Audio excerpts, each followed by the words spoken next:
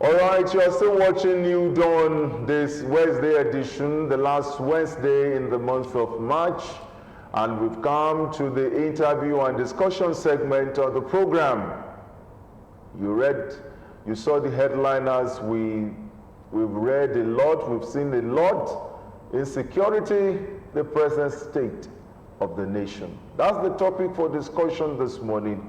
We want to x-ray this sad state at different levels in the history of our nation, and how can we stem the tide? What can we do? What have we left undone? What have we done that we shouldn't have done? What have we not done that we should do? To help us look at this matter critically, two gentlemen who are well versed in all these issues. I'm glad to introduce to my immediate right here the Special Advisor to the Governor on Intergovernmental Affairs, Alhaji Hadi Sani, in the house. We want to welcome you. Thank you so much. All right, and to my far right is the Chairman PCRC in Ogun State, Venerable Samson Popola. Venerable Popola, we want to welcome you. Thank you very much.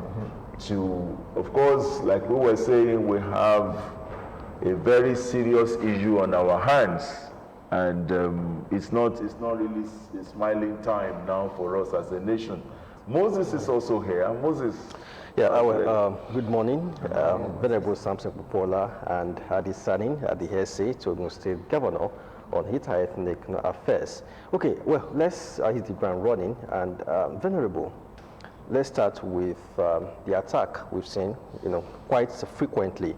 In Kaduna, the airport, was attacked, and at the latest, the track, that was bombed, and I think it's really a sad, situation. What discourse do you think we should be having now? We had the president met with the service chiefs, gave marching orders, but people would say not the first time, such orders, was given. So why is this lacuna? Why are security agencies not really that proactive? We're always reactive, to attacks. Thank you very much.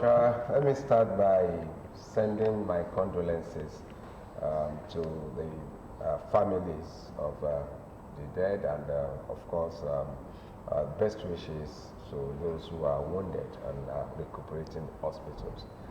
This is a very, very sad period in the history of this country, and I think we have come to a point that we need to face the reality.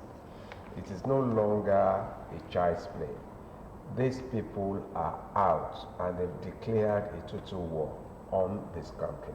And I think the federal government and all those critical stakeholders must come to terms that we have to face these challenges frontally. Frontally by declaring these people have already been declared, the bandits have already been declared terrorists, and if they have been declared terrorists, it is high time that the federal government took action in facing these challenges. It's no longer something about rhetorics, it's no longer about just giving orders that will not be followed. It is time for us to declare total war on these people and then face them frontally and make sure that they are defeated. Because the rate at which we are going, the audacity with which these people attack infrastructures, the audacity with which lives are wasted is no longer something that we can joke with. I think we have to come to the reality that we are in a war situation and we have to face it that way. All right, let me now take on Hadi Sani here. Is it that we have not done enough? Because when the chairman was talking, he said we should take it on frontally. Is it that not enough has been done? Thank you so much. Let me start by extending condolences on behalf of His Excellency to all the victims of all these attacks. And I will commence by saying by the fact that I'm a northerner, Okay. I have some certain fundamental information or statistics of how critical these issues are. Okay.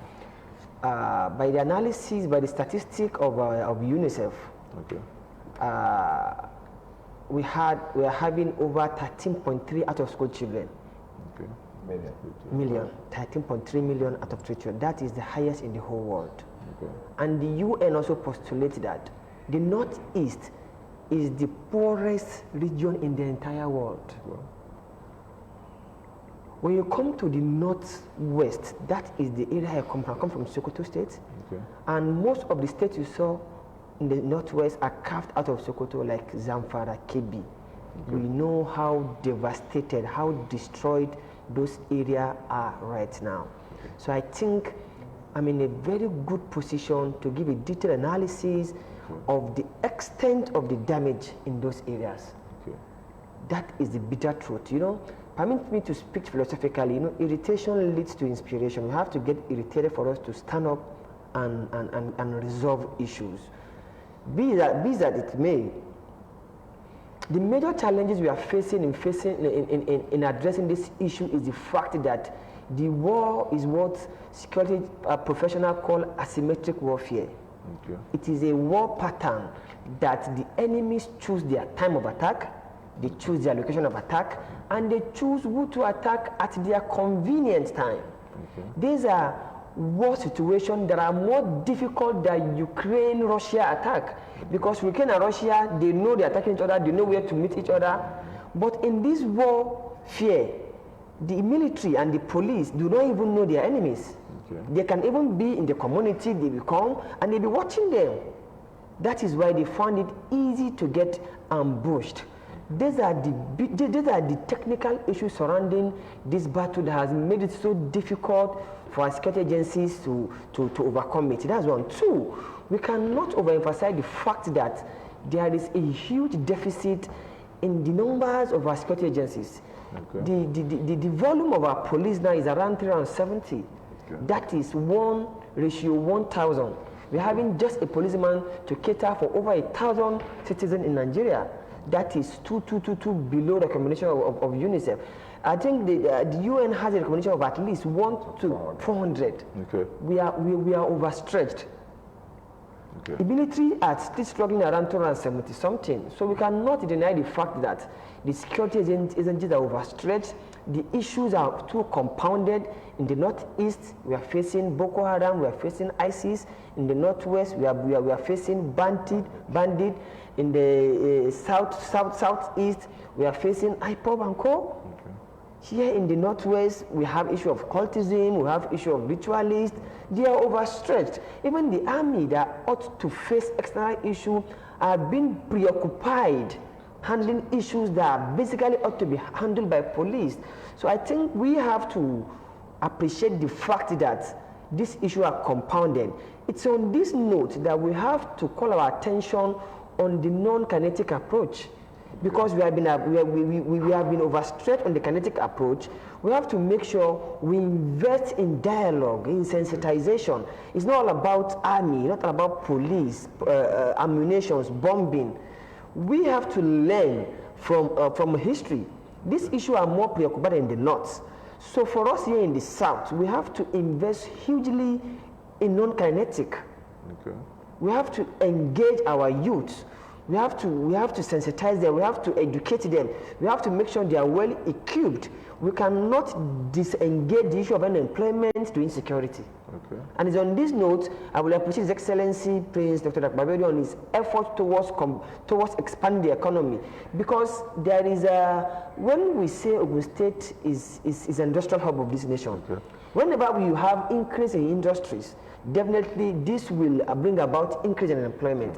And I think we are not there yet, but we are still expand this tentacle, and I'm sure this will keep increasing the employment rate.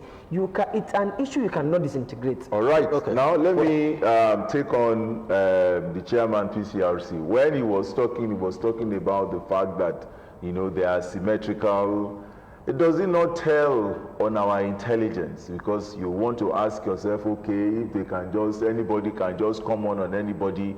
I mean, don't we have intelligence reports? Don't we have, you know, don't we have, you know, a force, you know, that preempts attack? We had the airport one for the Kaduna one, we had the airport one, you had the first one, you had the second one, and still almost at the same spot. Do we have intelligence, strong intelligence reports in the country? Thank you very much. You know, the issue of intelligence gathering and information gathering has to do with the level of trust between the security agencies and the people concerned. And you will find out that as at this time, the trust between the populace and our security agencies, especially at this affected area, are no longer there. Because these bandits live among these people. We're not talking about snipers here.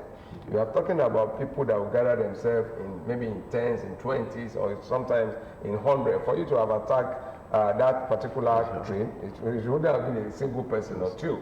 And so when you have about 10, 20, 30 people gathering, you normally would think that information should readily flow, that people would know that something is in the offing. But you have found out that most of these people that have given this information in the past have not been protected. Okay. They have not been protected because if information will go out from a particular village, you know, to the security agencies, and by that particular information, the plans were thwarted, you'll find out that these people will come back to that particular village because there is no backup, you know, security for those that have given the information. And of course, you will know that these people would readily know that this information must have flown out of this village, even if they don't know the particular person. They come back. And so we have gotten to a point that the people are now afraid, you know, to give information to and that's why we are saying that we, just like he has said, yes, we know that we cannot apply the kinetic, warfare to what we are talking about. We need intelligence, we need information. But for you to get somebody on your side to give you information or to give you intelligence, that particular source must be protected. His family, his wife, the village, and their economic activities have to be protected. And that is where we are now. Another thing is that our military, our the security agencies are running away from, collateral damages. Okay. We are in a war situation. We cannot shy away. But do we realize we are in a war situation? Does the nation, with the attitude of government, with the disposition of government, with with the frame of action that we have seen, it's like Ghana Nigerian match yesterday. The boys didn't play like they knew there was a problem. They know. So do we? I think there is nothing at stake. Yes, there's nothing at stake. Do we really know that there's something at stake? Does government see that there's something at stake? And that is why I have said, look, last week, for example, for a whole week, our president was so busy.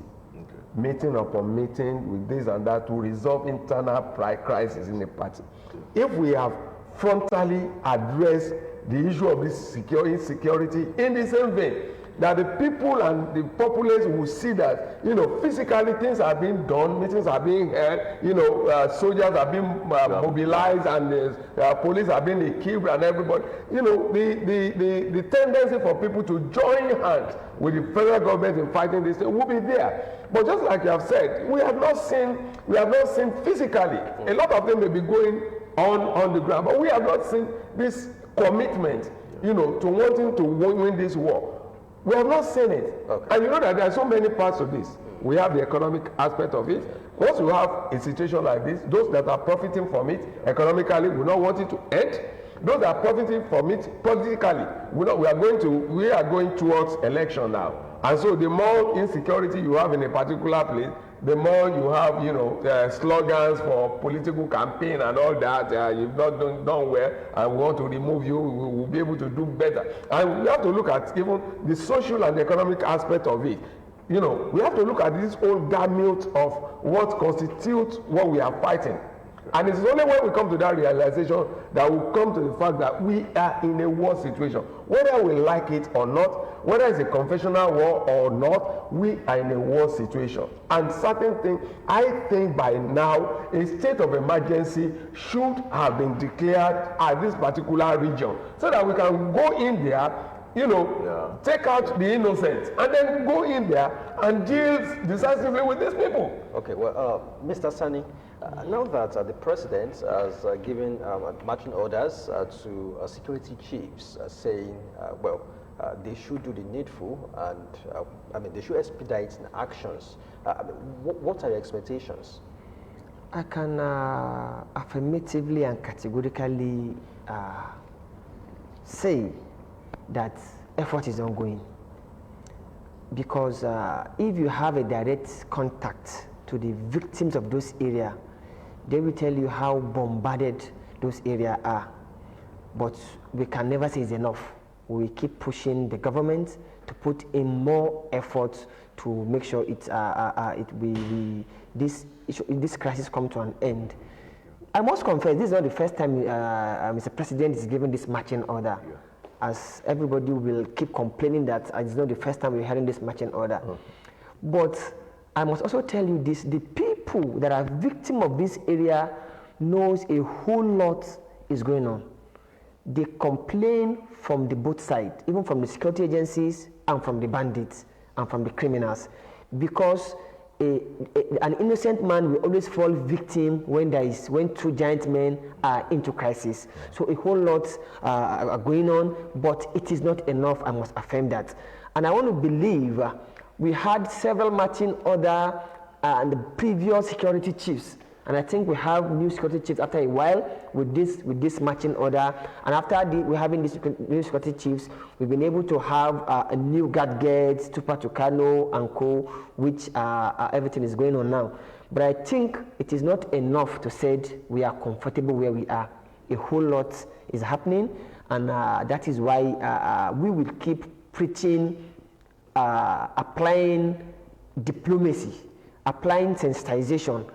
If issues are extremely worse in the north, here in the south, we must learn from those situations, try to study our environment, be proactive, engage our youth, educate them, get them empowered, because it is not a rocket science that the level of decadence in youth development is one of the major reasons why we have this extent of insecurity in the north. And it's on that note you see in Ogun State, we try all our possible best to be available when there's any issue. We make sure we come on board, we engage, we communicate. We never allow issue to get escalated. There is no nation in the world, even most developed nation in the world, crises are inevitable. They will come in one way or the other. The extent might differ, but your level of response will determine what's going to happen. I think we have an issue of cultist crisis maybe in a couple of days in Ogun State. His Excellency immediately mandated all security chiefs to relocate to Shagam. So those are the kind of immediate action we need to take on issues. And oftenly, cultism is a unique issue. On other communal crises, you will never allow it to escalate.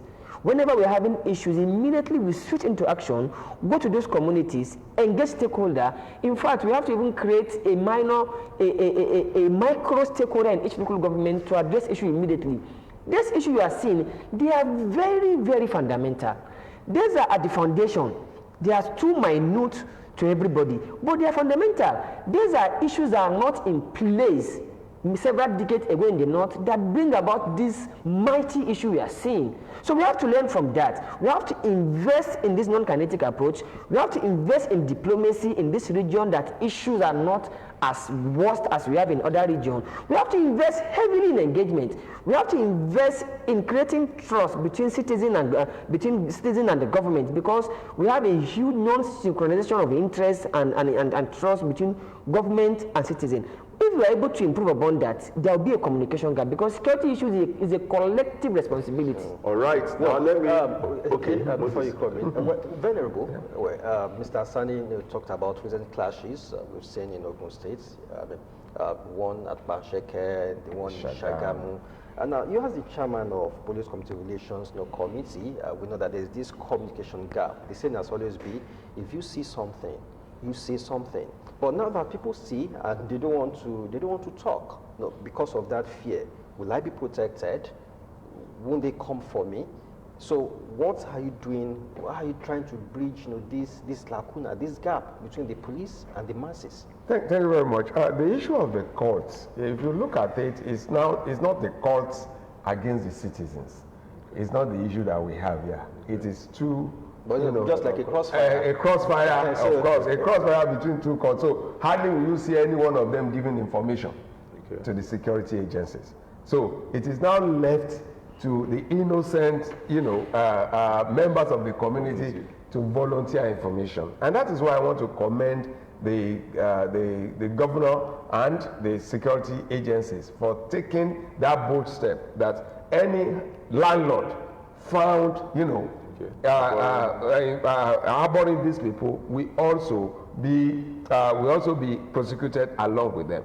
Beyond that, we have to go beyond that of the landlord, because we have to concentrate, so that whenever there's any red light, everybody knows exactly what to do. And that is what we need to do.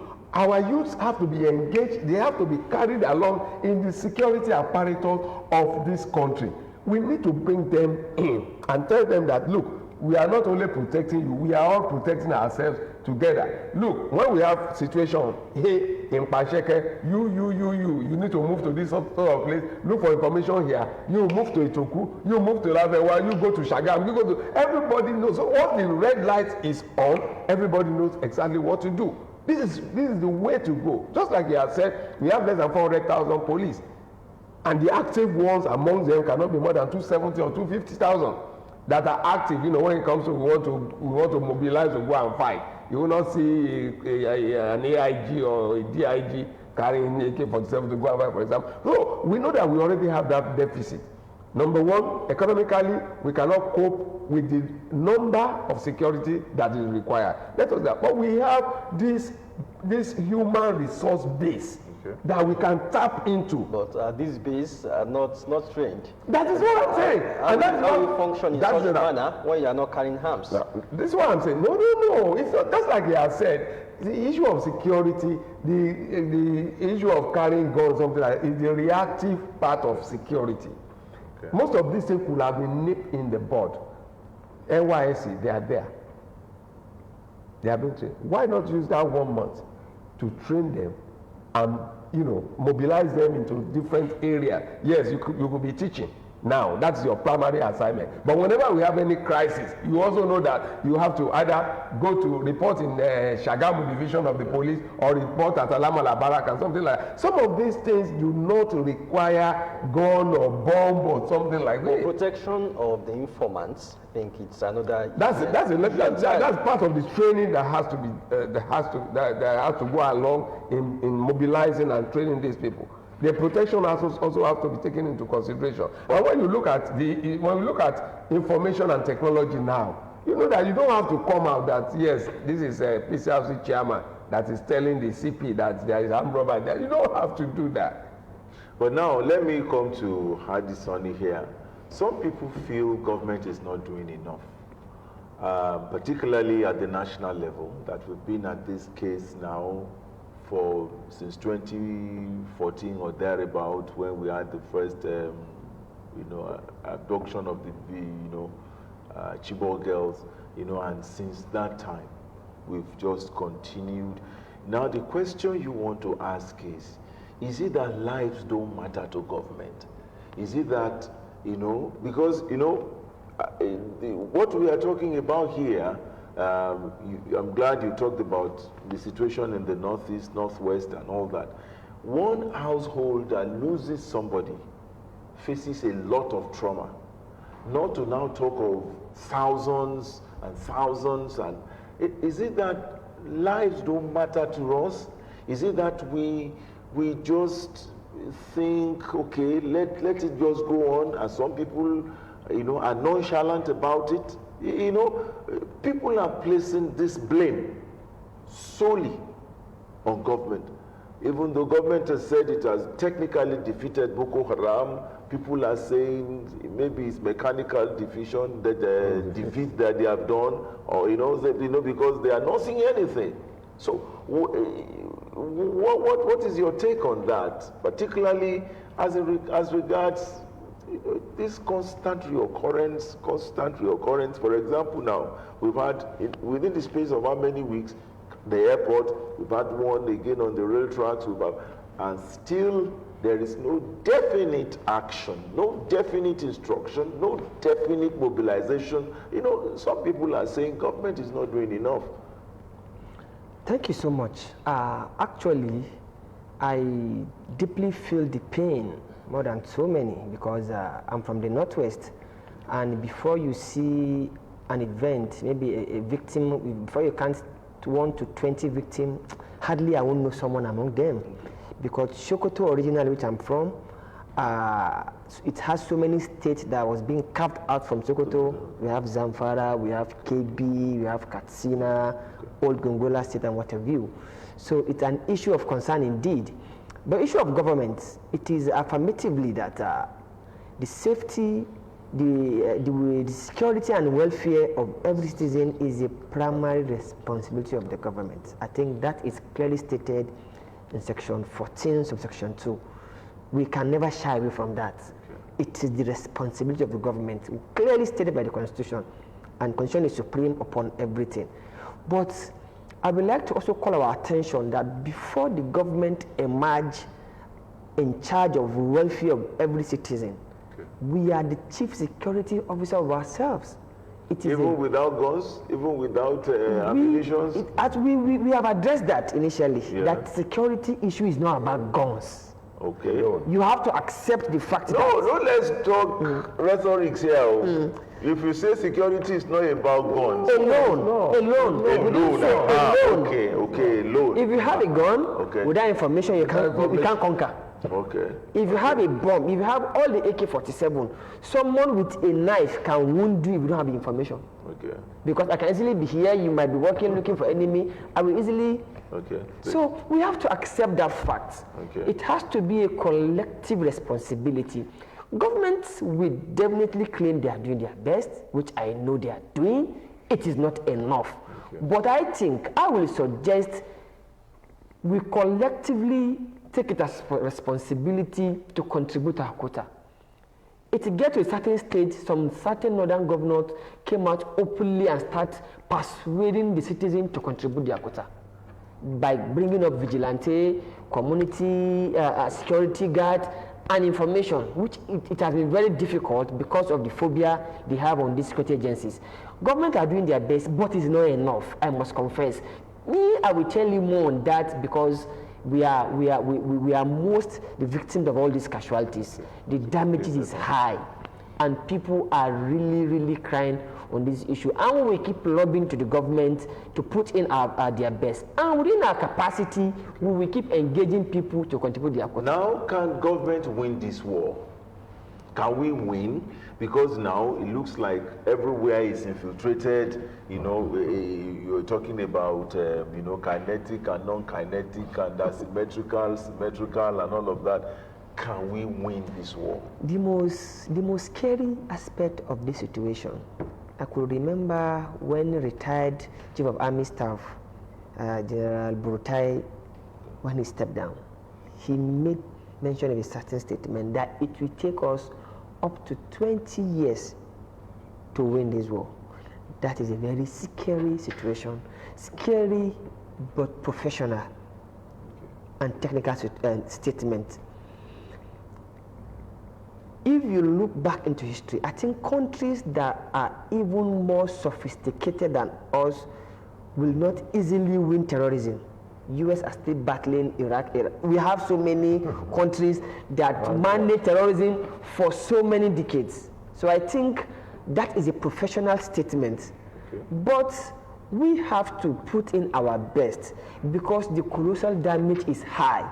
We cannot wait so long. Okay. And I think we cannot win this war with security agencies alone. Not until our government were able to win the confidence of the general public to participate actively, it's going to be difficult for us to win it. Well, but Venerable, we've had calls, especially from governors, security experts, calling for state police, that our security architecture is too centralized. Yes, we could talk about community policing and all that, but we all know that they are Motekons, the vigilantes, are not heavily harmed. It's just like a person with cutlass, fighting, someone with a gun. So, do you think we should go on with this discussion? State police, won't that help us in this war? Thank you very much. I think we are nearing the point where even the National Assembly will come to the realization that their lives are no more safe. And when we get to that particular point where everybody's life is at stake, then we'll get to the point that we have to take the right decisions when it comes to issue of security. Security, we cannot play politics with issue of security.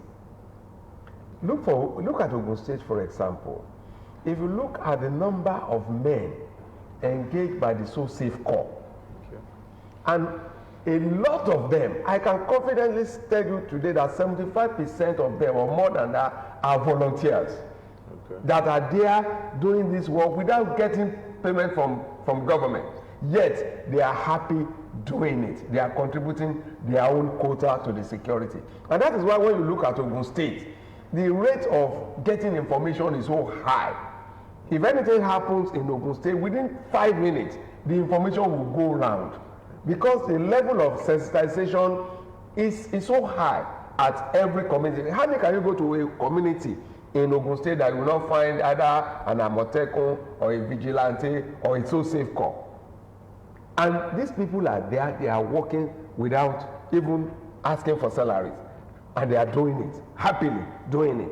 That shows that we have been able to, win the confidence of this sort of people. And so we need to escalate this. That they have to realize, look, if you have the sort of people we have in the vigilante, in the Amotekun, in So Safe Corps in Ogun State, and the federal government back it up with allowing them to carry light weapons. Train them and let them carry light weapons rather than rivalry between police, NSCDC. We are the one to carry AK-47, you are the one to carry Shakabula. We are joking with the security of this nation. Because for you to say, yes, I am in charge, you must be able to have the manpower and the equipment to be in charge. We cannot continue to say we are in charge just by word of mouth. It must be seen by the whole country that you are actually in charge. So if we have the army and we don't have enough, we have Air Force, we don't have enough, we have police, we don't have enough, and we have people that are ready to volunteer to be part of it, even without so much economic burden on the government. I think we have to go that way. The issue of state police, whether we like it or not, it's right. It's right. We cannot continue to put politics there. But just like everybody will say, it's a constitutional matter. Okay. It's a constitutional matter, and it has to be dealt with by the National Assembly. All right. We would have loved to take on this matter for, because the issues are still burning. But then now, let's take on your last words on this, Sonny. How do we get out? Solution. What's the solution? The solution, it is a model I will sell out to the nation. It is a model we are applying in Ogun State. Okay. The solution is engagement. Okay. You do not over-concentrate on security agencies alone to go and mount force on issues.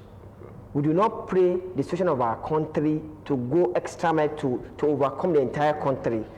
So solution is the region that are tense and the region that are still enjoying relatively peace. You have to invest deeply in engagement, in sensitization, in increasing the confidence of the collective youth and citizenry of this country to participate in the security matter of our society. It is not even a peculiar issue to Nigeria, it's a global issue now.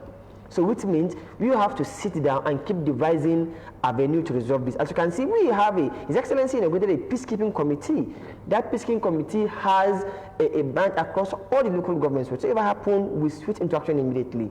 I will confidently and abundantly say this: the solution is to find a way to win the confidence of everyone to participate in the security matter of this nation. All right, Venerable. Yeah, the Yorubas will say, bí ọwọ́ ọmọdé ò bá tẹ eku idà kò ń béèrè eku tó pa bàbá o. That means that if the government do not have the wherewithal to fight this war and win it on the battlefield, then we need to explore some other ways. We want to wonder why Kaduna? Why Kaduna? Kaduna, because the governor stated right from the beginning that he was not ready to negotiate with anybody, was not ready to talk with anybody, and the security agents should just go there and wipe. It's not working for us. And if it is not working for us, we negotiate. Look, when we are talking about, that's what I'm saying, that when you say you don't want to negotiate, then you must be in the position, the position of authority. No, I don't want to negotiate with you. That shows that I have the economic and the manpower to subdue you. If I don't have the firepower to subdue you, and I can say that you are doing collateral damage to me, then I could come back to the round table and say, okay, what is the problem? Because we may be able to do that. We are getting to the stage of the more we are saying, okay, look at what happened. The train was attacked, and we said we want to mobilize people there. While we are mobilizing to that place, another place is being attacked. We still have a long way to go, and I wish we could continue this, but there are so many other topics that we're going to discuss this morning on the program. We want to thank you so very much. But one thing I can take from this is that it's not yet uhuru for us. It's not yet uhuru for us as a nation. Let's hope that we will get it right. We want to thank you for being part of this program. Hadi Sunny, the Estate to the Governor on Intergovernmental Affairs. Thank you so very much. And the Chairman, Police Community Relations Committee, PCRC, Venerable Samson Popola. Thank you so very much. My pleasure. Well, we would have loved to explore all the other areas for time. Well, that's it for now. It's not a smiling issue, actually. It's a very tough one for us. It's a sad one. And we hope that somewhere, somehow, we will ride over these challenges and make Nigeria a safer place. You are watching New Dawn. We'll take another break. When we come